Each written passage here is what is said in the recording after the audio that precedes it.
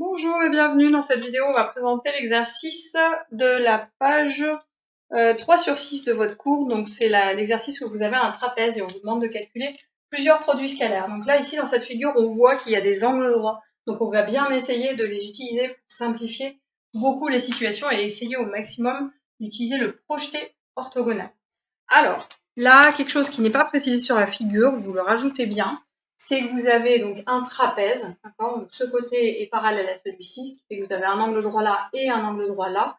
Et là, j'ai pas donné de nom au point, donc vous allez l'appeler H, ça sera quand même beaucoup plus facile pour nous de ne pas avoir à réfléchir trop comment ça se passe. Et là, même principe, c'est un trapèze rectangle, donc vous avez 4 angles droits. Vous avez un rectangle, comme ça on se pose pas de questions. La longueur AH fait 3, la longueur BC fait 3, BA ça fait 4 et CH ça fait 4. Et on sait que la longueur AD au total fait 8. Donc là, vous n'avez pas de souci, la longueur HD fait 5, 3 et 5 pour faire 8. Et c'est bon. Voilà, donc on n'a aucun piège, il n'y a rien, tout va bien. La seule longueur qu'on n'a pas, c'est la longueur CD. Et c'est pareil, on n'a pas non plus les valeurs des angles. Pas d'angle, donc pas la première formule n'est pas très adaptée. Pour le premier produit scalaire, on vous demande de calculer le produit scalaire de AD par le vecteur AB. Donc là, ici, je regarde rapidement. Le vecteur AD est ici. Le vecteur AB est ici. On a deux vecteurs qui sont orthogonaux. Donc là-bas, on ne réfléchit pas trop. On met égal à 0 et on met derrière parce que on a le vecteur AD qui est orthogonal au vecteur AB. D'accord, il n'y a rien à faire, les vecteurs sont orthogonaux, donc c'est égal à 0, c'est terminé, d'accord, on ne va pas plus loin. Ensuite, on me demande le vecteur AD scalaire, le vecteur AC. Donc là, un petit peu plus difficile, vecteur AD est ici, vecteur AC est ici, ok, très bien. On n'a pas l'angle, on n'a pas toutes les mesures, le vecteur AC, il n'est pas bien pratique, il n'est pas sur ma figure, clairement. Alors, ce que je peux faire, c'est réutiliser à nouveau ce qu'on avait démontré tout à l'heure, à savoir que là, plutôt que de prendre le point C, je vais le faire tomber perpendiculairement, qui fait donc à la place vecteur AH, scalaire vecteur AD. Alors là, vous avez un petit peu de place, vous pouvez écrire la démonstration si ça vous semble pas clair, mais c'est pas obligatoire, hein, vraiment, vous êtes capable de le faire directement. Donc à la place de vecteur AC, je peux écrire donc que j'ai le vecteur AD. Lui, il bouge pas, il est bien, hein, vecteur AD, on l'a sur la figure, on a tout ce qu'il faut. En revanche, le vecteur AC, il n'est pas très pratique, donc je vais introduire ici le point H, ici. Ce qui fait donc vecteur AD, scalaire, et là, au lieu d'écrire vecteur AC, j'écris à la place vecteur AH, scalaire, vecteur HC. Donc, comme vous avez dans la leçon juste au-dessus. Et là, une fois que j'ai ça, j'ai plus qu'à distribuer. J'ai plus que des vecteurs que je connais sur la figure.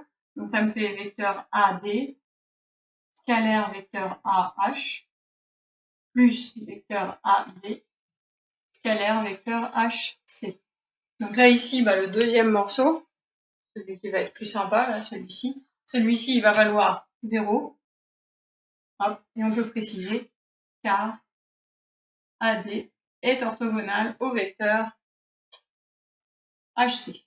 Voilà, pas de difficulté, je peux le supprimer. Donc c'est simplement vecteur AD, scalaire, vecteur AH. Je regarde là sur ma figure, le point H est sur le segment AD, ils sont de même sens. Donc ça, c'est simplement égal à la longueur AD fois la longueur AH. Et c'est tout. Normalement, on a fois le cosinus de l'angle A, mais l'angle A ici, c'est 0. Donc ça sert à rien d'écrire.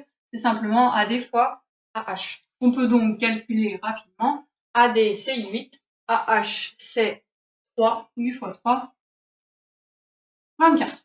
Voilà, c'est terminé.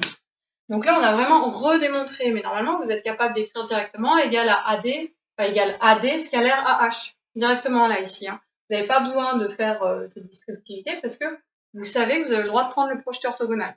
Ceux qui ont du mal à voir le projeté orthogonal, en revanche, faites bien les décompositions, c'est important. Un vecteur qui ne correspond à rien sur un dessin, vous le décomposez en faisant intervenir un point où il y a des angles droits. Donc là, le point H. Comme ça, on est tranquille et il n'y a pas de souci. Alors ensuite, vecteur BC scalaire, vecteur CD. Une chose, je regarde un petit peu ce que j'ai. Vecteur BC, je l'ai. Parfait. Vecteur CD, il n'est pas très pratique. En revanche, je vois que pour faire vecteur CD, à la place, je peux faire vecteur CH plus vecteur HD, ce qui est un petit peu plus pratique. Sinon, on pourrait très bien voir que je peux faire le projeteur orthogonal de C sur HD, et là, ça me ferait vecteur HD simplement. Alors, je vais à nouveau faire la décomposition, mais si vous avez compris le principe, vous pouvez directement écrire le résultat. Donc là, vecteur BC, scalaire, le vecteur CH, plus le vecteur HD. Et là, on le voit tout de suite, hein, quand on va distribuer BC scalaire CH, ça sert à rien, ça va vous donner 0, c'est orthogonal. On le réécrit quand même. Ça fait donc vecteur BC scalaire vecteur CH, plus vecteur BC scalaire HD. Et là, ici, effectivement, on va pouvoir le barrer, BC scalaire CH, c'est nul, parce que le vecteur BC est orthogonal au vecteur CH. Donc là, ça me fait simplement vecteur BC et vecteur HD, mais le vecteur BC et le vecteur HD, ils sont collinéaires, et en plus, ils sont de même sens. BC va à droite, HD va à droite. Donc là, simplement, c'est égal à la longueur BC fois la longueur HD. Et là, est-ce que je connais la longueur BC? Oui, c'est 3. La longueur HD, c'est 5. 3 fois 5 égale 15. Voilà, c'est assez rapide et assez facile.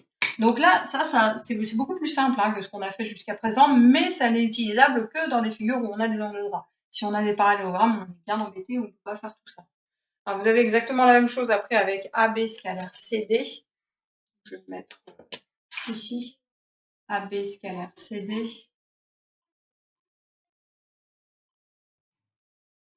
Hop. Donc là, comment est-ce que je fais? À nouveau, le vecteur CD, j'introduis le point H, ce qui me fait vecteur AB scalaire CH plus vecteur HD. Comme tout à l'heure. Hop, je distribue ce qui me fait vecteur AB scalaire vecteur CH. Il n'y a pas de différence, c'est exactement la même chose. Plus vecteur AB scalaire vecteur HD. Et là, on regarde un petit peu. À nouveau, on a deux vecteurs orthogonaux. On a le vecteur AB et le vecteur HD. AB là, HD là, qui sont orthogonaux. Je les raye parce qu'ils sont orthogonaux. J'ai donc vecteur AB scalaire vecteur CH. AB va vers le haut, CH va vers le bas. Ils sont tous les deux collinéaires, mais de sens contraire. Donc ça va me faire du moins longueur AB fois la longueur CH directement. Donc là, AB, ça fait 4, CH, ça fait 4. Ça me fait donc moins 16 directement. Et la dernière, c'est vecteur AC scalaire vecteur CD. Alors là, on a vraiment deux vecteurs qui vont pas. D'accord, deux vecteurs qui sont particuliers, qui ne sont pas des côtés de notre figure. Donc, on va devoir faire deux décompositions. Alors, ce que je vais faire, c'est que je vais effacer cette partie ici. Hop. Voilà.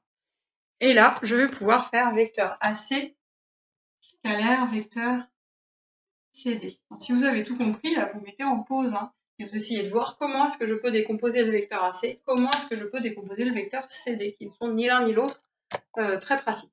Alors le vecteur AC, là, vous avez plusieurs choix, vraiment. Soit vous faites que c'est le vecteur AB plus BC, c'est un angle droit, soit vous mettez le point H, le vecteur AH plus le vecteur HC, qui marche bien. Et puis là, pour le vecteur CD, vous n'avez pas le choix en revanche. Le seul point qui est bien, c'est le point H. Donc là, je vais prendre le point H aussi. Alors l'avantage en ayant pris 2 fois le point H, c'est qu'on va avoir des choses communes et que ce sera peut-être plus facile à voir par la suite. Donc là, à la place de vecteur AC, j'écris que c'est vecteur AH plus le vecteur HC. Ça, c'est le vecteur HC. Et ensuite, j'avais scalaire, le vecteur CH plus le vecteur HD. Et là, vous voyez, j'ai pas mis les parenthèses. Il faut bien le faire parce que sinon, le scalaire est prioritaire. D'accord ? En plus, ça n'a plus de sens. On ajoute un nombre avec des vecteurs.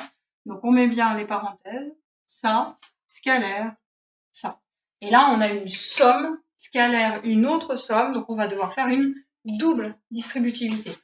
Pas très grave, mais ça, normalement, c'est des calculs auxquels vous êtes quand même assez habitués avec les nombres. Ça ne change rien. Seule différence, c'est que vous pensez bien mettre à chaque fois un scalaire entre deux vecteurs. AH scalaire CH plus AH scalaire HD plus HC scalaire CH plus le dernier, je place HC scalaire HD. Pas beau ce que je vais faire, on ne fait pas comme moi. HC scalaire HD. Ok. Est égal. Alors là, on devrait avoir quand même des vecteurs qui sont orthogonaux. Donc on va regarder AH et CH. Orthogonaux disparaît. AH et HD, collinéaires, parfait. HC et CH sont collinéaires. HC et HD, ici, ils sont orthogonaux à nouveau, donc on supprime. Ok. Finalement, il ne nous reste pas grand-chose. Il nous reste AH scalaire HD qui sont dans le même sens, collinéaires de même sens. Donc ça vous fait simplement la longueur AH fois la longueur HD plus HC scalaire CH. Alors là, ici, ceux-là, ils sont de sens contraire, ça se voit, en même temps, on aurait pu s'en douter. Donc, on va faire moins HC au carré, parce que HC fois HC, ça fait HC carré. Et on remplace simplement par les valeurs. Donc là, ici, AH, c'était 3, qui multiplie HD, 5, 15, moins HC carré, donc moins 16. Ce qui fait donc un total de moins 1. Alors au passage, là, on aurait pu se poser la question, parce que je se demandais, AC scalaire CD, si vous le tracez. Hop, ici. AC, il est là. CD, il est là. Et sur votre feuille, vous pourriez vous demander, est-ce qu'on n'aurait pas un angle droit? Alors, sur mon dessin, ça se voit pas trop. Mais sur votre feuille, vous pourriez vous demander, est-ce qu'on n'a pas un angle droit? Et bien là, ici, on vient juste de démontrer que non, ça n'est pas un angle droit. Si ça avait été un angle droit, là, l'angle C, eh bien, on aurait obtenu un produit scalaire égal à 0. Donc là, clairement, on vient de prouver, non, ça ne forme pas un angle droit. Le produit scalaire n'est pas égal à 0. Donc suite à ça, vous pouvez faire l'exercice 3, page 219 et 49 de la page 230 qui vous permettent de vous entraîner justement sur ces produits scalaires.